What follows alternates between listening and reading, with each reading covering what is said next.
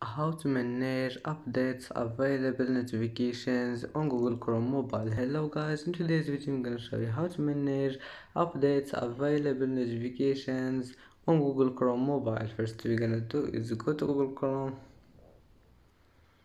and now click this one, these 3 points here, and then click settings,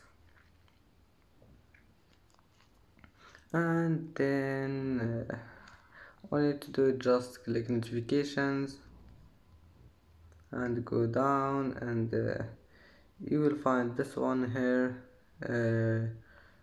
This one, updates available. If you want to turn it off, just click here, and as you see, updates available has been turned off. And if you want to turn it on, just one click. And that's it for today's video. Don't forget like and subscribe, and see you in the next video.